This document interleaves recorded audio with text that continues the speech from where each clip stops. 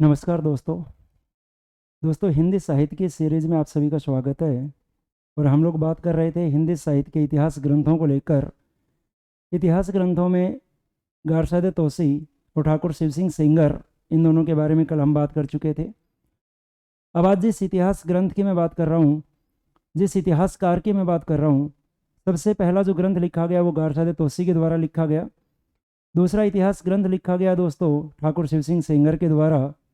और तीसरा जो इतिहास ग्रंथ लिखा गया वो तीसरा इतिहास ग्रंथ लिखा गया दोस्तों सर ग्रियर्सन के द्वारा। तो आज का जो आपका टॉपिक रहेगा वो आज का आपका टॉपिक रहेगा सर जॉर्ज ग्रियर्सन। इतिहास ग्रंथों में मैं कहूँगा कि एक बहुत महत्वपूर्ण टॉपिक सर ग्रियर्सन को लेकर, बहुत सारी बातें हमें सर ग्रियर्सन को लेकर करनी है। और यदि सर ग्रियर्सन के इस टॉपिक को आपने कम्प्लीटली देखा, इस वीडियो को यदि आपने पूरा देखा, तो सर ग्रियर्सन के लिए आपको इससे बाहर कुछ पढ़ने की आवश्यकता नहीं होगी। कोशिश मैंने की है कि हर एक छोटी से छोटी बात आपको यहाँ बताई जाए। जैसा कि मैं आपसे कह रहा हूँ कि सर ग्रियर्सन को लेकर इससे बाहर आपको कुछ भी पढ़ने की आवश्यकता नहीं है। चलिए शुरुआत करते हैं सर ग्रियर्सन को लेकर। तो सबसे पहले बात करें कि सर जो ग्रियर्सन हैं, जिनका पूरा नाम है सर जॉर्ज अब्राहम ग्रियर्सन। देखिए सबसे पहली बात कि अगर हम सर ग्रियर्सन को लेकर बात करते हैं तो सर ग्रियर्सन ने हिंदी भाषा के विकास क्षेत्र में केवल अपना इतिहास ग्रंथ ही नहीं लिखा है, बल्कि इन्होंने हिंदी के विकास के लिए कुछ और भी काम किए हैं। इतिहास ग्रंथ तो आपको इनको पढ़ना ही है, कि जो इनका इतिहास ग्रंथ है वो तो पढ़ना ही है, लेकिन उसके अलावा इन्होंने कुछ और भी काम किए। क्या काम किए सर ग्रियर्सन ने? तो सबसे पहले अगर मैं बात करूं कि इन्होंने लिंग्विस्टिक सर्वे ऑफ इंडिया यानी भारत का भाषाई आधार पर सर्वेक्षण किया था। सबसे पहली बात मैं आपसे कर रहा हूं कि सर ग्रियर्सन ने भारत का भाषाई आधार पर सर्वेक्षण किया। कब किया? तो आप कहेंगे 1902 से लेकर 1909 ईस्वी तक। क्या क्या किया? देखिए दो काम सर ग्रियर्सन के मुख्य रूप से इतिहास ग्रंथ पर चलने से पहले मैं आपको बता दूं।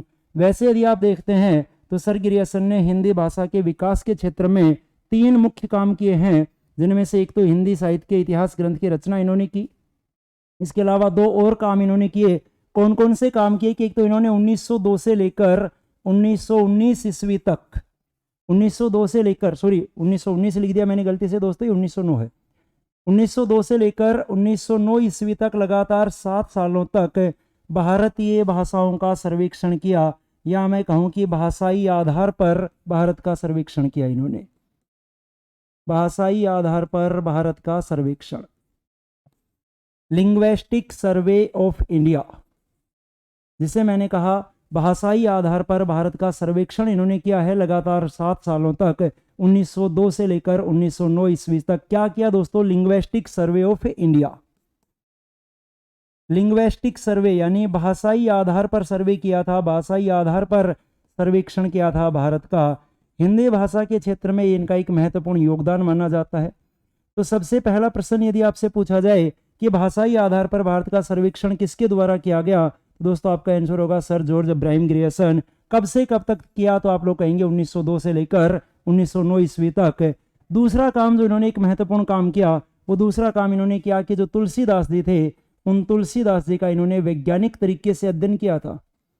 दूसरा काम इन्होंने किया तुलसी का वैज्ञानिक अध्ययन।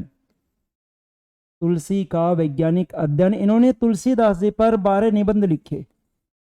इन्होंने तुलसीदास जी पर दोस्तों 12 निबंध लिखे, और जो 12 निबंध लिखे उन 12 निबंधों को इन्होंने जो सबसे पहले पढ़ा, वो सबसे पहले कहाँ पर पढ़ा गया इन 12 निबंधों को? तो आप लोग ध्यान रखें, जो वियना है उस वियना की एक सभा, जिसे आप कहते हैं प्राच्य विद्या विशारद सभा, इन 12 निबंधों का जो सबसे पहले वाचन किया गया, इन 12 निबंधों को जो सबसे पहले पढ़ा गया, इनका जो सर्वप्रथम वाचन किया गया वो कहाँ पर किया गया? तो वो किया गया था दोस्तों प्राच्य विद्या विशारद सभा। कहां पर? वियना में। दो काम इनके अति महत्वपूर्ण काम। सबसे पहला काम मैंने आपको बताया कि इन्होंने क्या किया, तो भारत का लिंग्विस्टिक सर्वे किया, भाषाई आधार पर इन्होंने भारत का सर्वेक्षण किया। कब से लेकर कब तक? तो आप कहेंगे 1902 से लेकर 1909 ईस्वी तक। दूसरा काम इन्होंने किया कि इन्होंने तुलसीदास जी का वैज्ञानिक अध्ययन किया। तुलसी का वैज्ञानिक अध्ययन कब से लेकर कब तक किया? तो 1886 से लेकर 1921 ईस्वी तक। 1886 से लेकर 1921 ईस्वी तक इन्होंने तुलसीदास जी का वैज्ञानिक अध्ययन किया और तुलसीदास जी का अध्ययन करते हुए इन्होंने तुलसीदास जी पर 12 निबंध लिखे और इन 12 निबंधों को जो सबसे पहले पढ़ा गया वो सबसे पहले पढ़ा गया प्राच्य विद्या विशारद सभा वियना में। प्राच्य विद्या विशारद सभा वियना में सबसे पहले पढ़ा गया। इसके अलावा इन्होंने तुलसीदास जी को लेकर, जब ये तुलसीदास जी का वैज्ञानिक तरीके से अध्ययन कर रहे थे, तो इन्होंने 1889 ईस्वी में 1889 में दोस्तों इन्होंने एक काम और किया। तुलसीदास जी का जो एक ग्रंथ है, तुलसीदास जी की जो एक रचना है रामचरितमानस, तुलसीदास जी की दोस्तों एक बहुत प्रसिद्ध रचना रामचरितमानस, इन्होंने क्या किया, इस रामचरितमानस की अलग अलग जगह से 126 प्रतियां, अलग अलग जगह से इन्होंने रामचरितमानस की 126 प्रतियां इकट्ठी की। 126 प्रतियों का इन्होंने संकलन किया और संकलन करके उसे संपादित करवाया, संपादित करके उसका प्रकाशन करवाया। तो इन 126 प्रतियों का इन्होंने संपादन करके उसे प्रकाशित करवाया था। इन 126 प्रतियों का संपादन करके उसे प्रकाशित करवाया। कहां से प्रकाशित करवाया? इन 126 प्रतियों का जो संपादन किया गया, इसे जो प्रकाशित किया गया, इसके प्रकाशक कौन थे दोस्तों, याद रखना। इसका जो प्रकाशन हुआ था वो खड़गविलास प्रेस से हुआ था। इसका जो प्रकाशन किया गया वो कहां से किया गया, तो हम लोग कहेंगे खड़गविलास प्रेस। कहां है ये खड़गविलास प्रेस? बांकीपुर में। बांकीपुर कहां है दोस्तों, तो आप लोग कहेंगे पटना में। और पटना कहां है, तो आप लोग कहेंगे बिहार में। बिहार के पटना के बांकीपुर से, जहां पर खड़गविलास प्रेस है, वहां खड़गविलास प्रेस से इसका संपादन करवाया गया। तो तुलसीदास जी का वैज्ञानिक अध्ययन करते हुए इन्होंने 2 काम किए हैं। साथ में इन्होंने भारत का लिंग्विस्टिक सर्वे किया है। तीसरा जो इन्होंने काम किया, वो तीसरा काम किया कि एक इतिहास ग्रंथ की इन्होंने रचना की, the modern vernacular literature of northern Hindustan. उसी इतिहास ग्रंथ के बारे में हमें मुख्य रूप से बातें करनी है, लेकिन इतिहास ग्रंथ के बारे में मैं बातें करूं उससे पहले थोड़ी सी बातें आपको बता दी हैं कि इन्होंने हिंदी भाषा के विकास के क्षेत्र में क्या क्या काम किया था। तो दोस्तों आप लोग याद रखेंगे कि 1902 से लेकर 1909 तक इन्होंने लिंग्विस्टिक सर्वे किया, भारत का भाषाई आधार पर सर्वेक्षण किया। 1886 से लेकर 1921 तक इन्होंने तुलसीदास जी का वैज्ञानिक तरीके से अध्ययन किया। इस दौरान इन्होंने तुलसीदास जी का अध्ययन करते हुए तुलसीदास पर कुल कितने निबंध लिखे, तो 12 निबंध लिखे। और इन 12 निबंधों को सबसे पहले कहां पढ़ा गया, तो सबसे पहले इनको पढ़ा गया था प्राच्य विद्या विशारद सभा। कहां है ये सभा? वियना में। इसके अलावा इन्होंने तुलसीदास जी की रचना रामचरितमानस की 126 प्रतियों को इकट्ठा किया। 126 प्रतियों का इन्होंने संकलन किया और 126 कॉपियों का इन्होंने संकलन करके और उन कॉपियों को इन्होंने संपादित करवाया। कहां से संपादित करवाया? खड़गविलास प्रेस बांकीपुर से। बांकीपुर कहां पड़ता है दोस्तों? पटना में। ये हमने इनके योगदान, हिंदी भाषा में जो इनका योगदान है उस योगदान की बात कर ली। अब इनका सबसे मेन योगदान कि इन्होंने एक इतिहास ग्रंथ की रचना की। कौन सा इनका इतिहास ग्रंथ रहा? कौन से इतिहास ग्रंथ की इन्होंने रचना की थी? अब आपका मेन पॉइंट यहां से शुरू होता है। देखिए, इसके अलावा इन्होंने इतिहास ग्रंथ की जो रचना की, जो हिंदी भाषा के विकास में एक बहुत महत्वपूर्ण योगदान इनका माना गया सर गिरियसन का। तो सबसे पहले तो हम बात करें इनके इतिहास ग्रंथ का नाम क्या है। इनके इतिहास ग्रंथ का नाम क्या है? तो दोस्तों इनके इतिहास ग्रंथ का नाम आता है the modern vernacular literature, the modern vernacular literature of northern Hindustan, of northern Hindustan.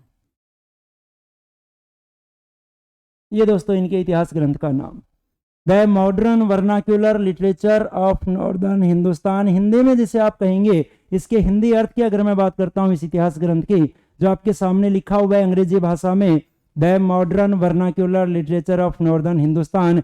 Hindi में इसे कहा जाएगा आधुनिक देसी भाषाओं का हिंदुस्तानी साहित्य। क्या कहा जाएगा हिंदी में? तो हिंदी में हम इसे कहेंगे आधुनिक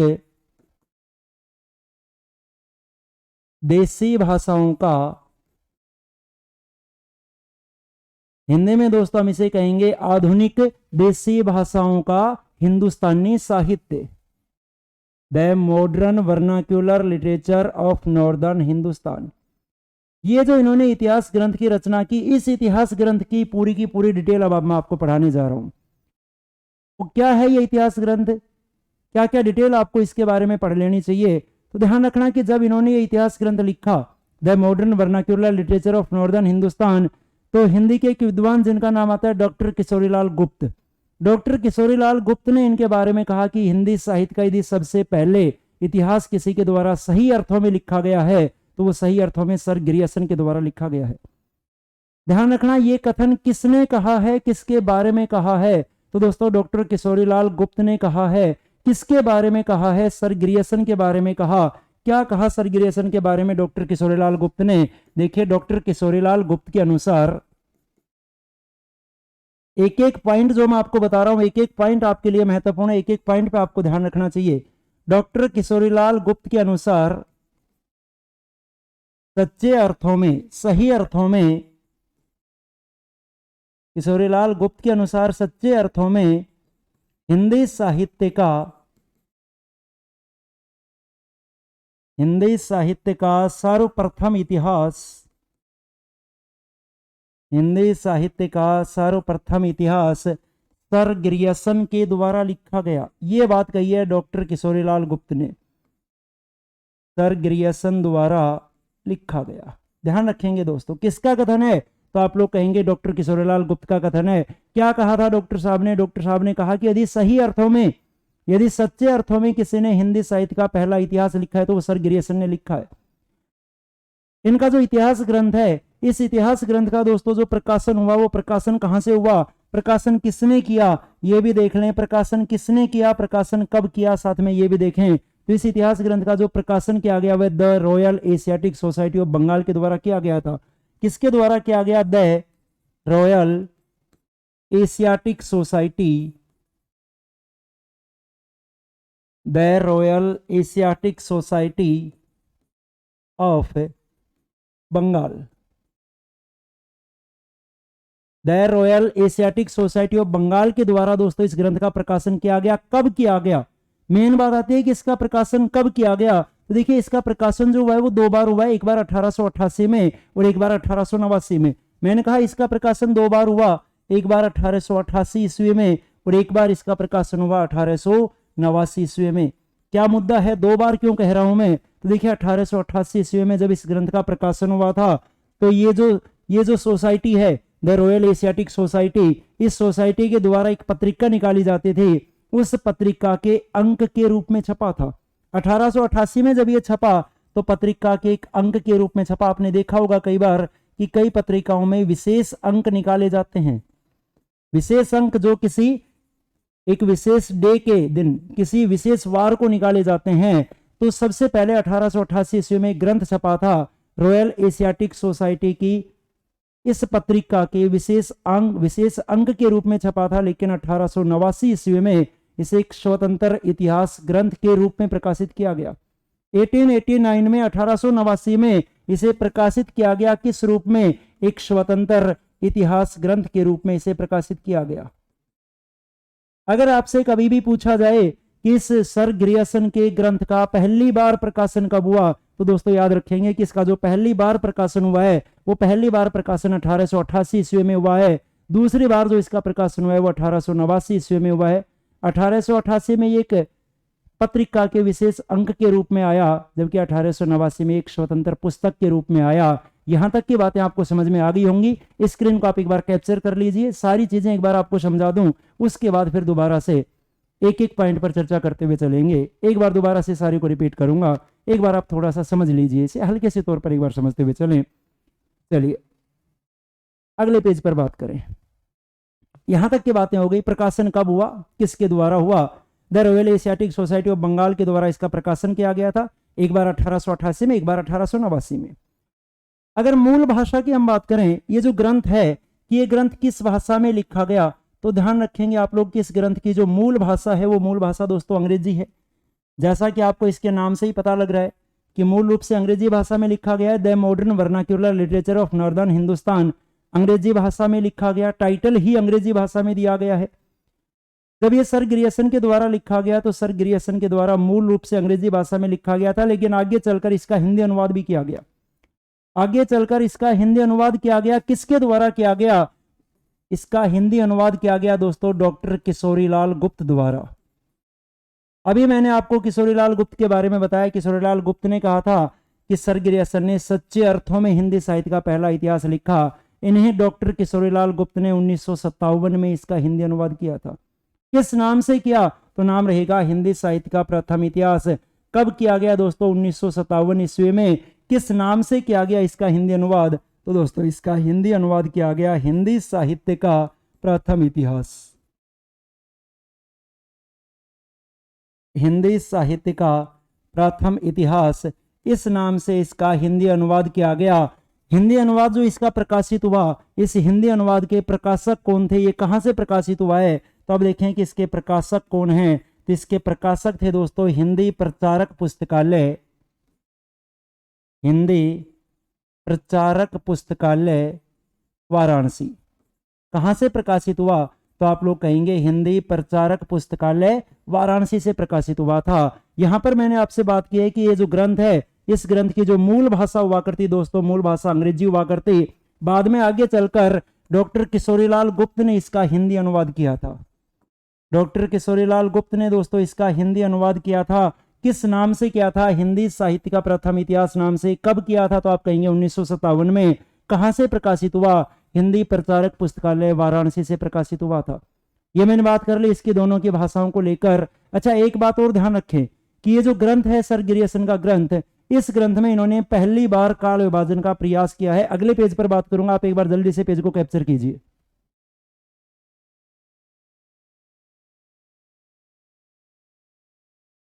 चलिए दोस्तों, ये हमने देख लिया कि ग्रंथ का नाम क्या है, ग्रंथ कहां से प्रकाशित हुआ, कौन से भाषा में लिखा गया, हिंदी भाषा में अनुवाद किसके द्वारा किया गया। अब बात करता हूं सर गिरियसन के ग्रंथ में कवियों की संख्या। कि सर गिरियसन ने जो ये अपना इतिहास ग्रंथ लिखा, इस इतिहास ग्रंथ में कितने कवि हैं, उन कवियों की संख्या की बात करें तो ध्यान रखना कि इस इतिहास ग्रंथ में कुल कवियों की जो संख्या है, वो कुल कवियों की संख्या है दोस्तों 952। कुल मिलाकर 952 कवियों का इसमें वर्णन किया गया है। और ध्यान रखें कि इस 952 में से, इस 952 में से दोस्तों 886 कवि, इन 952 में से 886 कवियों का जो वर्णन लिया गया है, इन 886 कवियों का वर्णन शिव सिंह सरोज से लिया गया है। कल हम शिव सिंह सरोज की बात कर चुके हैं। ये जो शिव सिंह सरोज रचना है दोस्तों, किसकी है ये रचना? तो हम कहेंगे ठाकुर शिव सिंह सेंगर। हिंदी साहित्य का पहला इतिहास ग्रंथ गारसादे तासे ने लिखा था। दूसरा इतिहास ग्रंथ ठाकुर शिव सिंह सेंगर ने लिखा था। शिव सिंह सेंगर ने जो इतिहास ग्रंथ लिखा, उस ग्रंथ का नाम है शिव सिंह सरोज। और इसी शिव सिंह सरोज से 886 कवियों का वर्णन सर गिरियसन ने उठाया है। मैंने कहा कुल मिलाकर 952 कवि हैं, जिसमें से 886 कवियों का वर्णन अकेले इस पुस्तक से लिया गया है, शिव सिंह सरोज पुस्तक से। एक बात और ध्यान रखें कि ये ऐसा ग्रंथ है गिरियसन का ग्रंथ, जिसमें पहली बार, ध्यान रखें कि इस ग्रंथ में पहली बार काल विभाजन का प्रयास किया गया है। ध्यान रखना दोस्तों, इस ग्रंथ में पहली बार काल विभाजन का प्रयास किया गया है। अति महत्वपूर्ण प्रश्न है ये, क्योंकि इससे पहले जो दो ग्रंथ लिखे गए, गारसादे तोसी का ग्रंथ और शिव सिंह सेंगर जी का ग्रंथ, तो दोनों ही वर्ण अनुक्रमी पद्धति में थे। दोनों में ही कवियों का जो वर्णन किया गया वो वर्ण अनुक्रम में किया गया है। यहाँ जो कवियों का वर्णन किया गया है वो दोस्तों पहली बार, यहाँ कवियों का वर्णन पहली बार काल विभाजन के अनुसार किया गया है। पहली बार काल अनुक्रम में यहाँ पर कवियों का वर्णन किया गया है। तो ये प्रश्न आपसे कभी भी एग्जाम में किसी भी रूप में पूछा जा सकता है। इंपॉर्टेंट के रूप में मार्क करें आप इसे। मैंने कहा कि किसी भी रूप में पूछा जा सकता है। आपसे यह भी पूछा जा सकता है कि पहली बार किस ग्रंथ में काल क्रम के अनुसार कवियों का वर्णन किया गया है, तो वो सर गिरियसन का ही ग्रंथ है। या आपसे यह भी पूछा जा सकता है कि किस इतिहासकार ने पहली बार अपने ग्रंथ में काल विभाजन का प्रयास किया, तो काल विभाजन का प्रयास भी सबसे पहले इसी ग्रंथ में किया गया है। ध्यान रखेंगे आप। अब अगली बात मैं आपसे करने वाला हूं कि इस ग्रंथ की रचना करने में सर गिरियसन ने कुछ एक पुस्तकों की सहायता ली है। कौन कौन सी पुस्तकों की सहायता ली है, उन पुस्तकों के बारे में मुझे आपसे बात करनी है। तो एक बार जल्दी से आप पेज को कैप्चर कीजिए, उसके बाद बात करें कौन कौन सी पुस्तकों की सहायता यहां पर ली गई है।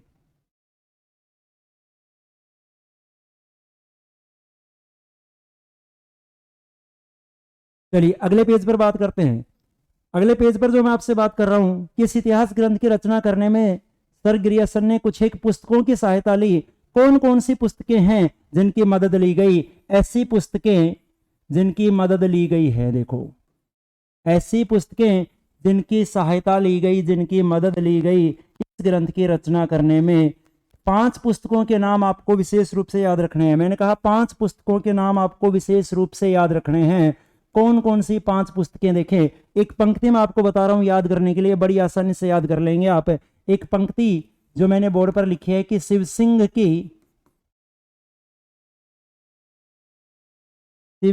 की सुंदरी ने श्रृंगार करके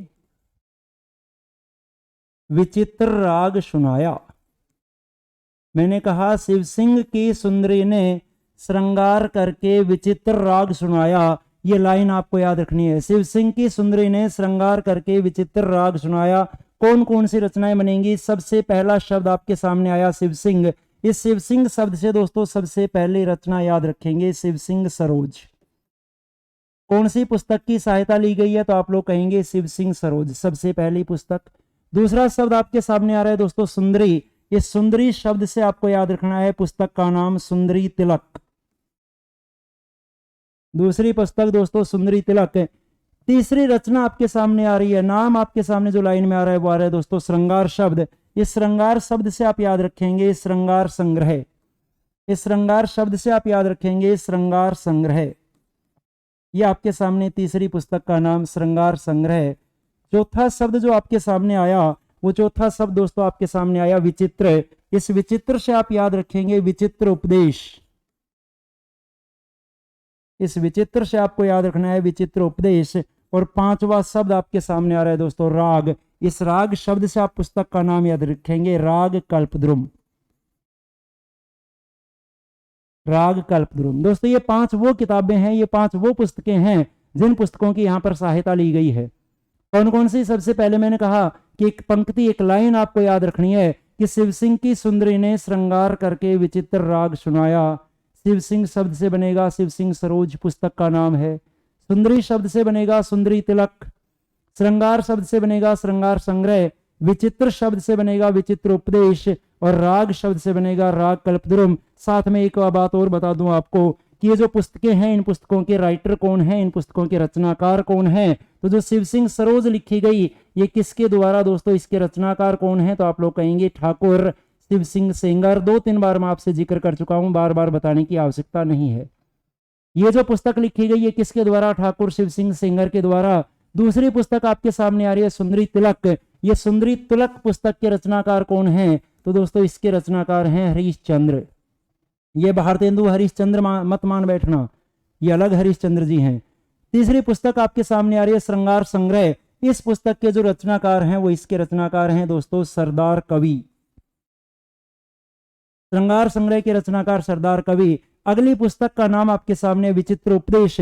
किसकी रचना है विचित्र उपदेश? तो दोस्तों ये रचना है ककछेदी तिवारी।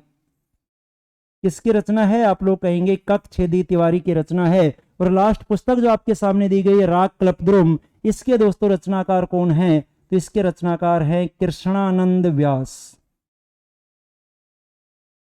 बड़ी ही आसानी से आपको आज ये साहित्य का टॉपिक समझ में आ रहा होगा। 5 पुस्तकों की यहां पर मदद ली गई।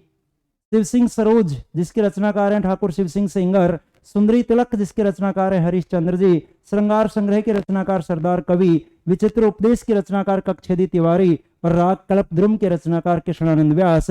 जल्दी से एक बार पेज को कैप्चर कीजिए, फिर आगे बढ़ते हैं, अगली बात को समझते हैं।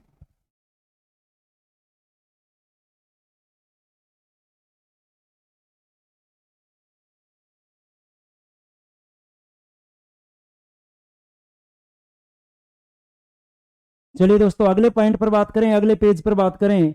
अगले पेज पर इतिहास ग्रंथ को लेकर यदि मैं बात करूं तो ध्यान रखना कि जो सर जॉर्ज ग्रियर्सन हुए, इन अभी कुछ एक फैक्ट मैं आपको बता रहा हूं जो आपको याद रखने हैं। सीधे सीधे फैक्ट पे बात कर रहा हूं। इतिहास ग्रंथ की बातें कंप्लीट हो चुकी हैं, सर ग्रियर्सन के बारे में कुछ एक सीधी सीधी बातें कर रहा हूं। सीधे सीधे फैक्ट जो आपको याद रखने हैं। सबसे पहला फैक्ट कि सर ग्रियर्सन ने हिंदी भाषा को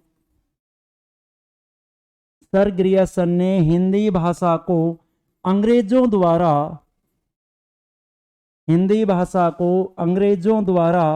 आविष्कृत भाषा कहा है? याद रखेंगे आप लोग, आविष्कृत भाषा कहा है। देखिए, अगर आपसे कभी भी प्रश्न में पूछा जाए कि किस विद्वान ने यह कहा कि हिंदी का आविष्कार अंग्रेजी भाषा से हुआ है, कौन ऐसे विद्वान हैं जो ये मानते हैं कि हिंदी भाषा का आविष्कार अंग्रेजी भाषा से हुआ है, तो वो सर ग्रियर्सन है।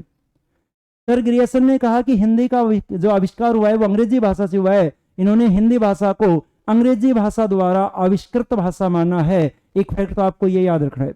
दूसरा फैक्ट आपको याद रखना है कि आपके हिंदी काव्य शास्त्र में एक टॉपिक आपके सामने आएगा। कौन सा टॉपिक? रस का टॉपिक। तो ध्यान रखना कि सर ग्रियर्सन ने रस के लिए, ये जो आपका रस का टॉपिक आता है काव्य शास्त्र में, सर ग्रियर्सन ने रस के लिए एक शब्द का इस्तेमाल किया है। कौन से शब्द का? स्टाइल शब्द का इस्तेमाल किया है। ध्यान रखेंगे कि सर ग्रियर्सन ने रस के लिए कौन से शब्द का प्रयोग किया? तो इन्होंने रस के लिए स्टाइल शब्द का प्रयोग किया। इन्होंने रस को स्टाइल कहकर पुकारा है। कौन से रस को स्टाइल कहकर पुकारा? तो कौन कौन से रस को, एक दो रस मैं आपको बता देता हूं जो आप याद रख लें। जैसे अगर रौद्र रस की हम बात करें, सबसे पहला प्रश्न तो आपसे यही पूछ लिया जाता है कि किसने रस के लिए स्टाइल शब्द का प्रयोग किया है, तो आपका आंसर होगा सर ग्रियर्सन। मैंने कहा जैसे फॉर एग्जांपल रौद्र रस के लिए इन्होंने ट्रेजिक स्टाइल शब्द का इस्तेमाल किया है। विभत्स रस के लिए इन्होंने सैटिरिक स्टाइल शब्द का इस्तेमाल किया है। दो महत्वपूर्ण मैं आपको बता रहा हूं, हो सकता है कभी परीक्षा में आपके सामने प्रश्न छपा हुआ मिल जाए। तो इन्होंने रौद्र रस को क्या कहा? The tragic style. रौद्र रस को इन्होंने कहा द ट्रेजिक स्टाइल। दूसरा मैंने कहा विभत्स रस, तो विभत्स रस को इन्होंने कहकर पुकारा है the satiric style. The satiric style. दो फैक्ट मैंने आपको इस पेज पर आपको बताए हैं, दोनों ही आपको याद रखने हैं। पहला फैक्ट कि सर ग्रियर्सन ने हिंदी भाषा को अंग्रेजों द्वारा आविष्कृत भाषा का है, और दूसरा फैक्ट कि इन्होंने रस के लिए स्टाइल शब्द का प्रयोग किया है। एक बार जल्दी से आप पेज को कैप्चर करते हुए चलेंगे, फिर आगे बढ़ते हैं। चलिए दोस्तों, अगले पेज पर हम बात करें। अगले पेज पर आपको क्या बातें याद रखनी चाहिए सर ग्रियर्सन के बारे में? तो देखिए, सर ग्रियर्सन ने आदिकाल को क्या कहा, रीति काल को क्या कहा और भक्ति काल को क्या कहा? सुनेंगे सर ग्रियर्सन ने क्या कहा। सर ग्रियर्सन के अनुसार ग्रियर्सन ने क्या क्या नाम दिए, किस किस को क्या क्या नाम दिए। तीन बातें मैंने आपसे की हैं। पहली बात कि सर ग्रियर्सन ने आदिकाल को क्या नाम दिया। दूसरी बात कि सर ग्रियर्सन ने भक्ति काल को क्या कहा। तीसरी बात कि सर ग्रियर्सन ने रीति काल को क्या कहा। तीन शब्द दोस्तों आपके सामने आए, क्या क्या कहकर पुकारा। देखिए, सर ग्रियर्सन ने आदिकाल को चारण काल कहकर पुकारा है। काफी इंपॉर्टेंट क्वेश्चन है, कई दफा एग्जाम में पूछा भी जा चुका है कि आदिकाल को चारण काल कहने वाले विद्वान कौन थे। आदिकाल को चारण काल किसके द्वारा कहा गया? तो सर ग्रियर्सन के द्वारा कहा गया। सर ग्रियर्सन ने भक्ति काल को हिंदी साहित्य का स्वर्णकाल कहकर पुकारा है। अब यह भी आपसे पूछा जाता है कि हिंदी साहित्य का स्वर्णकाल किस काल को कहा जाता है? तो हिंदी साहित्य का स्वर्णकाल कहा जाएगा दोस्तों भक्ति काल को। किसके द्वारा कहा गया? सर ग्रियर्सन के द्वारा। सर ग्रियर्सन ने हिंदी साहित्य को भक्ति काल को हिंदी साहित्य का स्वर्णकाल, golden period of Hindi literature कहकर पुकारा है। और सर ग्रियर्सन ने रीति काल को क्या नाम दिया? तो सर ग्रियर्सन ने रीति काल को नाम दिया था रीति काव्य। अब यहां से आप एक बात और याद रख लें कि देखिए, आगे चल के आप आचार्य रामचंद्र शुक्ल को पढ़ेंगे। आगे चलकर आप आचार्य शुक्ल को पढ़ेंगे तो शुक्ल जी ने ये जो रीति काल आप नाम पढ़ते हैं, ये रीति काल किसके द्वारा दिया गया है? तो शुक्ल जी के द्वारा दिया गया है। ये जो शब्द दिया गया दोस्तों शुक्ल जी के द्वारा दिया गया, लेकिन किससे प्रेरित होकर, किससे प्रभावित होकर दिया गया? तो आपका आंसर होगा सर ग्रियर्सन से प्रभावित होकर। क्योंकि जिस समय को आगे चलकर शुक्ल जी ने रीति काल कहा है, शुक्ल जी से पहले उस समय को सर ग्रियर्सन रीति काव्य कह चुके थे। बाद में जिसे सर ग्रियर्सन ने रीति काव्य कहा, बाद में उसी को आचार्य रामचंद्र शुक्ल ने रीति काल कहकर पुकारा है। तो ध्यान रखें, मैंने कहा कि शुक्ल जी ने रीति काल का जो नामकरण किया है आगे चलकर, रीति काल का नामकरण वो इन्हीं से प्रभावित होकर, इनसे प्रभावित होकर किया है दोस्तों, ध्यान रखना। क्योंकि इन्होंने रीति काव्य नाम दिया था, आचार्य रामचंद्र शुक्ल ने उसे रीति काव्य की बजाय नाम दे दिया रीति काल। यहां दोस्तों कंप्लीट होता है आपका सर जॉर्ज ग्रियर्सन का टॉपिक। एक बार जल्दी से पेज को कैप्चर करिए, सारे मैटर को एक बार जल्दी से रिपीट करते हैं।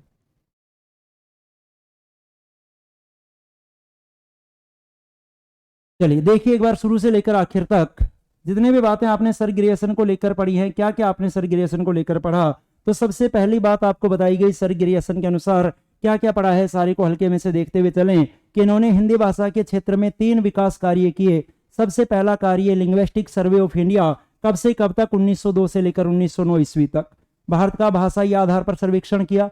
दूसरा कार्य इन्होंने तुलसीदास जी का वैज्ञानिक अध्ययन किया, तुलसीदास जी पर 12 निबंध लिखे। उन 12 निबंधों को सबसे पहले पढ़ा गया प्राच्य विद्या विशारद सभा वियना में।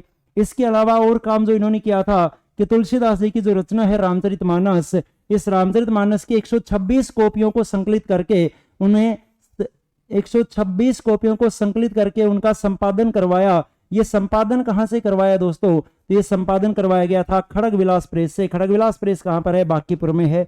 अगली बात आपने पढ़ी थी कि इन्होंने जो इतिहास ग्रंथ लिखा, उस इतिहास ग्रंथ का नाम क्या है। इतिहास ग्रंथ का नाम है दोस्तों the modern vernacular literature of northern Hindustan. The modern vernacular literature of northern Hindustan, इस ग्रंथ की रचना इनके द्वारा की गई। और इस ग्रंथ की रचना के बाद डॉक्टर किशोरीलाल गुप्त ने कहा था कि सच्चे अर्थों में यदि हिंदी साहित्य का पहली बार किसी ने इतिहास लिखा है तो वो सर ग्रियर्सन ने लिखा है।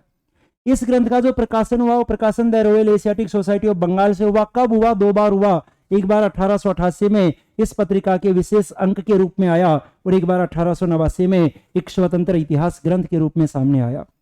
प्रकाशन के बाद की बात करें कि इस ग्रंथ की जो मूल भाषा हुआ करती, वो मूल भाषा दोस्तों अंग्रेजी हुआ करती। 1957 ईस्वी में डॉक्टर किशोरीलाल गुप्त ने इसका हिंदी अनुवाद किया।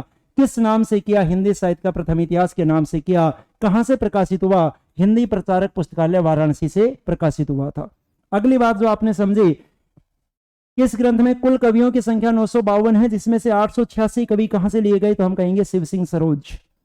886 कवियों की डिटेल शिव सिंह सरोज से ली गई है। शिव सिंह सरोज जो ठाकुर शिव सिंह सेंगर की रचना है। और ध्यान रखें कि इस ग्रंथ में पहली बार सर ग्रियर्सन ने काल विभाजन का प्रयास किया है। अगली बात, सर ग्रियर्सन ने 5 पुस्तकों की मदद ली थी। कौन कौन सी 5 पुस्तकें, शिव सिंह सरोज, सुंदरी तिलक, श्रृंगार संग्रह, विचित्र उपदेश और राग कल्पद्रुम। किस किस की रचनाएं हैं वो आपके सामने बोर्ड पर लिखा हुआ है, देख लीजिएगा आप। इसके अलावा कुछ एक फैक्ट आपको बताए कि सर ग्रियर्सन ने हिंदी भाषा को अंग्रेजों के द्वारा आविष्कृत भाषा कहा है। सर ग्रियर्सन कहते हैं कि हिंदी अंग्रेजों के द्वारा आविष्कृत भाषा है। हिंदी का जो आविष्कार किया गया वो अंग्रेजों के द्वारा किया गया। दूसरा, इन्होंने रस के लिए स्टाइल शब्द का प्रयोग किया है। इन्होंने रौद्र रस को कहकर पुकारा द ट्रेजिक स्टाइल और विभत्स रस को इन्होंने कहकर पुकारा द सैटिरिक स्टाइल। इसके अलावा एक फैक्ट और मैंने आपको बताया अभी आगे चलकर कि इन्होंने आदि काल को चारण काल कहकर पुकारा है। इन्होंने भक्ति काल को हिंदी साहित्य का स्वर्ण काल कहा है और उन्होंने रीति काल को रीति काव्य कहा है। और आगे चलकर आचार्य रामचंद्र शुक्ल ने जो रीति काल नाम दिया है वो इन्हीं से प्रभावित होकर दिया है। अब भी दोस्तों यदि आपको यह लगता है कि इससे बाहर भी हमें कुछ पढ़ने की आवश्यकता है, मुझे नहीं लगता कि इससे बाहर आपसे कुछ पूछा जाएगा। सर ग्रियर्सन का पूरा कंप्लीट टॉपिक आपको करवा दिया गया है। अब सर ग्रियर्सन के बाद अगले इतिहासकार को लेकर हम बात करें तो एक छोटा सा मात्र 5 मिनट का पॉइंट आपके सामने आता है, उसे और देख लीजिए साथ में। देखिए पहला इतिहास ग्रंथ जो लिखा गया वो किसके द्वारा, तो हमने कहा गारसादे तासी। पहला इतिहास ग्रंथ गारसादे तासी के द्वारा लिखा गया। दूसरा इतिहास ग्रंथ लिखा गया दोस्तों ठाकुर शिव सिंह सेंगर के द्वारा। तीसरा इतिहास ग्रंथ लिखा गया दोस्तों सर ग्रियर्सन के द्वारा। चौथा इतिहास ग्रंथ लिखा गया दोस्तों मिश्र बंधुओं के द्वारा, जो आपको आज पढ़ना है। सर ग्रियर्सन तक की हम बात कर चुके हैं। तासी को हमने पढ़ लिया, शिव सिंह सेंगर को पढ़ लिया, सर ग्रियर्सन को पढ़ लिया। अब पढ़ें दोस्तों किसे, मिश्र बंधुओं को लेकर बात करें। कौन थे मिश्र बिंदु, सबसे पहली बात कि ये मिश्र बंधु जो शब्द आपके सामने आता है ये कोई नाम नहीं है, ये किसी व्यक्ति का नाम नहीं है। बंधु का मतलब होता है भाई, बंधु का मतलब होता है भाई। मिश्र बंधु किसी व्यक्ति का नाम नहीं है, बल्कि ये 3 अलग अलग भाई हैं। 3 भाइयों के नाम है और तीनों भाइयों ने जो रचनाएं की हैं वो रचनाएं मिश्र बंधु के नाम से की हैं। तो सबसे पहली बात, ये 3 भाई हुआ करते, तो 3 भाई कौन कौन हुआ करते, तीनों के नाम क्या क्या हैं। तो देखिए एक का नाम आपके सामने आएगा यहाँ पर गणेश बिहारी मिश्र। एक का नाम आपके सामने दोस्तों मैंने कहा गणेश बिहारी मिश्र। ये नाम आपको बहुत कंफ्यूज करेंगे। सीधा प्रश्न यहां से पूछ लिया जाता है कि निम्न में से कौन मिश्र बंधुओं में शामिल नहीं था, तो तीनों के नाम याद रखेंगे। एक का नाम आता है गणेश बिहारी मिश्र, दूसरे का नाम आता है श्याम बिहारी मिश्र, दूसरे का नाम आता है दोस्तों श्याम बिहारी मिश्र, तीसरे का नाम आता है दोस्तों सुखदेव बिहारी मिश्र। तीसरे का नाम आता है सुखदेव बिहारी मिश्र। सबसे पहला प्रश्न तो आपको यही याद रखना है कि मिश्र बंधु कौन थे। मिश्र बंधु किसी व्यक्ति का नाम नहीं है, किसी एक आदमी का नाम नहीं है, तीन अलग अलग भाई हैं और तीनों भाइयों ने मिलकर मिश्र बंधु के नाम से रचनाएं की हैं। बंधु का मतलब होता है भाई, मिश्र बंधु के नाम से इन्होंने रचनाएं की हैं। तो तीनों के नाम आपको याद रखने हैं। कभी भी आपसे पूछा जाए कि मिश्र बंधुओं में कौन शामिल नहीं था, तो ध्यान रखेंगे कि गणेश बिहारी मिश्र, श्याम बिहारी मिश्र और सुखदेव बिहारी मिश्र। इन्होंने जो अपना इतिहास ग्रंथ लिखा, वो इतिहास ग्रंथ इनका कौन सा है, क्या है उसके पीछे की कहानी, तो एक बार मैं एक कहानी के रूप में आपको बता रहा हूं, समझिए। देखो, एक शब्द आपने सुना होगा एक शब्द आपने सुना होगा नागरी प्रचारणी सभा। अगर हिंदी साहित्य को आपने कभी हल्के से रूप में भी पढ़ा है, गहराई से पढ़ा है, तो बिल्कुल इसकी डिटेल भी पता होगी। अगर हल्के से रूप में भी आपने पढ़ा है तो ये शब्द आपने जरूर सुना होगा, नागरी प्रचारणी सभा काशी। इस काशी की दोस्तों नागरी प्रचारणी सभा के द्वारा सन 1900 ईस्वी में काम शुरू किया गया था, जो 1900 से लेकर 1921 तक चला। नागरी प्रचारणी सभा के द्वारा 1900 से लेकर 1921 ईस्वी तक एक काम किया गया। कौन सा काम किया गया कि हिंदी के जितने भी हस्तलिखित ग्रंथ थे उनकी खोज की गई। हिंदी के हस्तलिखित ग्रंथों की खोज की गई। क्यों कर रहा हूं ये बात मैं मिश्र बंधुओं के साथ आपसे, अभी आपको 1 मिनट का वेट कीजिए, वजह समझ में आएगी कि मैं बीच में आपसे ये बात क्यों कर रहा हूं। 1900 से लेकर 1921 ईस्वी तक नागरी प्रचारणी सभा ने एक कार्य किया। कार्य कौन सा कि हिंदी के जितने भी हस्तलिखित ग्रंथ हैं जो कहीं ना कहीं अंधेरे में छिपे हुए पड़े हैं, उनको ढूंढना है, उनको ढूंढ के बाहर निकालना है। हिंदी के हस्तलिखित ग्रंथों की खोज का काम शुरू किया गया और इसके लिए जो इसके निदेशक बनाए गए, जो इसके निरीक्षक बनाए गए, वो 1900 ईस्वी में कौन बनाए गए। इस कार्य के लिए निरीक्षक किसे बनाया गया, तो देखिए इस कार्य के लिए निरीक्षक बनाया गया था बाबू श्याम सुंदर दास। इस कार्य के लिए निरीक्षक बनाया गया बाबू श्याम सुंदर दास को। कब, जब 1900 ईस्वी में काम शुरू हुआ। और बाबू श्याम सुंदर दास कब तक रहे, 1900 से लेकर 1908 ईस्वी तक। 1900 से लेकर 1908 ईस्वी तक बाबू श्याम सुंदर दास इसके निरीक्षक रहे। लेकिन 1908 ईस्वी में क्या हुआ, तो 1908 ईस्वी में जो इसके निरीक्षक बनाए गए वो 2 भाई बनाए गए। और कौन से 2 भाई बनाए गए, तो दोस्तों ये दोनों भाई बनाए गए, श्याम बिहारी मिश्र और सुखदेव बिहारी मिश्र। इसलिए मैं जिक्र कर रहा था मिश्र बंधुओं के साथ इस कार्य का। 1908 ईस्वी में जैसे ही बाबू श्याम सुंदर दास सेवानिवृत्त हुए, तो इनके बाद दोनों भाइयों को, कौन से दोनों भाइयों को, श्याम बिहारी मिश्र और सुखदेव बिहारी मिश्र, इन दोनों को इस कार्य का निरीक्षक बनाया गया। कब बनाया गया, 1908 में। कब तक रहे, 1916 तक। 1908 से लेकर 1916 तक जो इसके निरीक्षक रहे वो कौन रहे, ये दोनों भाई रहे, श्याम बिहारी मिश्र और सुखदेव बिहारी मिश्र। इनके निर्देशन में हिंदी के हस्तलिखित ग्रंथों को खोजा गया। इन 8 सालों तक इन्होंने हिंदी के हस्तलिखित ग्रंथों की खोज का कार्य किया। इस दौरान इन्हें जो भी जानकारी मिली उस जानकारी को ये इकट्ठा करते चले गए, संकलित करते चले गए। क्योंकि मैंने कहा कि इनको जो कार्य सौंपा गया है, 8 सालों तक इन्होंने हिंदी के हस्तलिखित ग्रंथों की खोज की है। इन 8 सालों में इन्होंने जितने भी ग्रंथों की खोज की, जितने भी कवियों का इन्हें वर्णन प्राप्त हुआ, उसको सारे को एक जगह संकलित कर दिया और संकलित करके उसे नाम दे दिया मिश्र बंधु विनोद, जो इनका इतिहास ग्रंथ बन गया। यह ध्यान रखना कि इनका इतिहास ग्रंथ, ये कोई इतिहास ग्रंथ नहीं लिखा गया था, ये इनका इतिहास ग्रंथ लिखने का प्रयास नहीं था। इन्होंने ऐसा कोई काम, ऐसा कोई प्रयास नहीं किया था कि हमें इतिहास ग्रंथ लिखना है। वो एक संयोग ऐसा बनता चला गया कि इनको उस कार्य का निरीक्षक बनाया गया। इस दौरान जितने भी कवियों का विवरण इनको प्राप्त होता रहा, उस सारे के सारे कवियों के विवरण को इन्होंने एक जगह संकलित किया और एक जगह संकलित करके एक रचना बना दी और उस रचना को नाम दिया गया मिश्र बंधु विनोद, जो इनके इतिहास ग्रंथ का नाम है। क्या नाम दिया गया दोस्तों, नाम दिया गया मिश्र बंधु विनोद। ये इनका इतिहास ग्रंथ है। अब इसकी डिटेल आपको पढ़नी है मिश्र बंधु विनोद की, कोई ज्यादा डिटेल भी नहीं है, 2-4 बातें बताता हूं आपको, सुनते रहिए। इतिहास ग्रंथ का नाम है दोस्तों मिश्र बंधु विनोद, जो कि कुल मिलाकर 4 भागों में प्रकाशित हुआ था। कितने भागों में? तो ये मिस्र बंधु विनोद दोस्तों कुल मिलाकर 4 भागों में प्रकाशित हुआ। कब कब प्रकाशित हुआ? तो ध्यान रखें कि इसके प्रथम 3 भाग, इसके प्रथम 3 भाग 1913 ईस्वी में प्रकाशित हुए थे, और इसका जो चौथा भाग प्रकाशित हुआ था वो चौथा भाग 1934 ईस्वी में प्रकाशित हुआ था। दोनों का समय आपको अलग अलग रूप में याद रखना है, दोनों का समय एग्जाम में पूछा जा सकता है। किसका पहला भाग कब प्रकाशित हुआ? तो पहला भाग पहले 3 भाग 1913 ईस्वी में आए थे, इसका चौथा भाग 1934 ईस्वी में आया। एक बात और बता दूं कि इसके जो पहले 3 भाग थे, ये पहले 3 भाग इनकी एक पुस्तक थी जिस पुस्तक का नाम है हिंदी नवरत्न। हिंदी नवरत्न, ये इनकी पुस्तक का नाम है। इस पुस्तक के पूरक भाग के रूप में प्रकाशित हुए थे, इस पुस्तक का पूरक भाग बनकर आए थे। शुरू में जो 3 भागों का प्रकाशन किया गया है वो 3 भागों का प्रकाशन 1913 ईस्वी में हिंदी नवरत्न के एक कॉम्प्लीमेंट्री पार्ट के रूप में किया गया है, इसके एक पूरक भाग के रूप में किया गया है।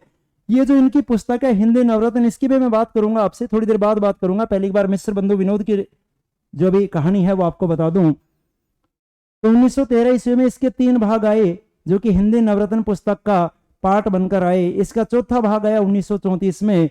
ये जो इनकी रचना है, ये जो इनका ग्रंथ है मिस्र बंधु विनोद, इस मिस्र बंधु विनोद में लगभग 5000 कवियों का वर्णन है।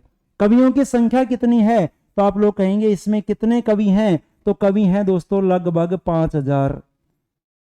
जब भी आपसे एग्जाम में प्रश्न पूछा जाएगा ऑप्शन आपको लगभग में मिलेगा, लेकिन कवियों की वास्तविक संख्या मैं आपको बता देता हूं जानकारी के लिए।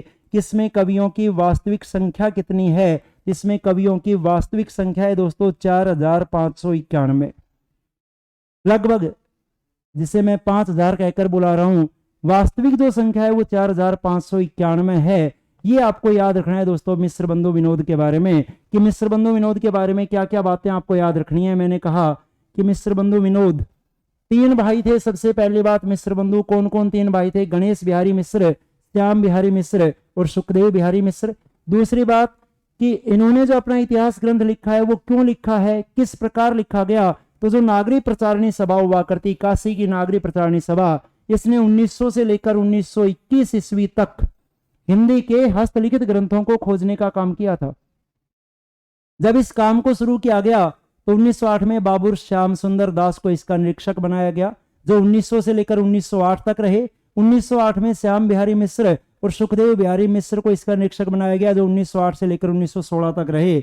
इस दौरान 1908 से लेकर 16 तक जो इसके निरीक्षक रहे, इस दौरान इन्हें कवियों की जो भी जानकारी मिलती गई उस जानकारी को इन्होंने एक जगह इकट्ठा कर लिया, और एक जगह इकट्ठा करने के बाद उसे ग्रंथ के रूप में प्रकाशित करवाया, और उस ग्रंथ को नाम दिया गया दोस्तों मिस्र बंधु विनोद, जो कि कुल मिलाकर 4 भागों में प्रकाशित हुआ है। इसके पहले 3 भाग 1934 ईस्वी में आए हैं, पहले 3 भाग 1913 ईस्वी में आए हैं, चौथा भाग 1934 ईस्वी में आया है।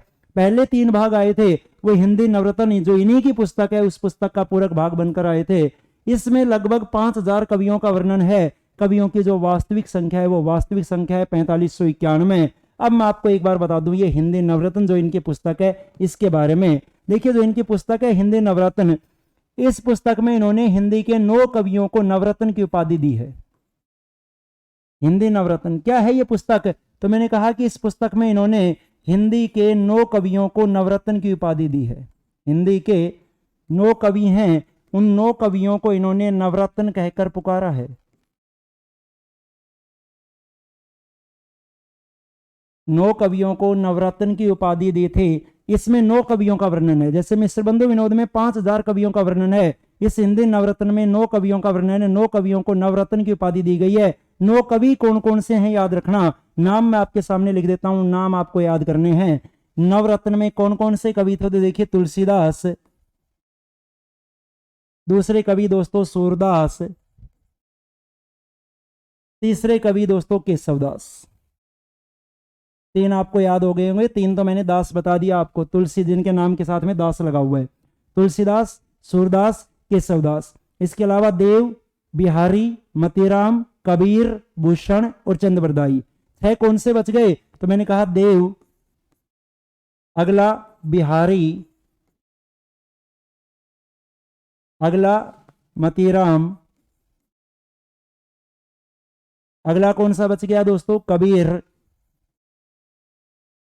अगला कौन सा बचा? भूषण, कवि भूषण। और नौवां कौन सा? तो आप कहेंगे चंद्रबरदाई। चंद्रबरदाई, वही चंद्रबरदाई जिसने पृथ्वीराज रासो लिखा है। आगे चल के बात करूंगा आपसे, पूरा हिंदी साहित्य करवाऊंगा। अब शुरुआत कर दी है तो इसका कभी ना कभी अंत भी करेंगे, ऐसा नहीं है कि बीच में छोड़ा जाएगा। तो यहाँ पर हिंदी के 9 कवियों को इन्होंने नवरत्न की उपाधि दी है। तुलसीदास, सूरदास, केशवदास, इसी के साथ साथ देव है, बिहारी है, मतीराम है। पहला तुलसीदास, सूरदास, केशवदास, देव, बिहारी, मतीराम, कबीर, भूषण और चंद्रबरदाई। ये था दोस्तों आज आपके 2 पॉइंट, सर जॉर्ज ग्रियर्सन और सर ग्रियर्सन के अलावा साथ साथ मिश्र बंधुओं की रचना मिश्र बंधु विनोद, सर ग्रियर्सन की रचना the modern vernacular literature of northern Hindustan. अब इसके बाद 5वें नंबर पे जो इतिहासकार आए, वो 5वें नंबर पे दोस्तों इतिहासकार आए आचार्य रामचंद्र शुक्ल। आचार्य रामचंद्र शुक्ल वैज्ञानिक तरीके से, बिल्कुल सही तरीके से लिखा गया पहला इतिहास ग्रंथ उनका रहेगा, हिंदी साहित्य का इतिहास।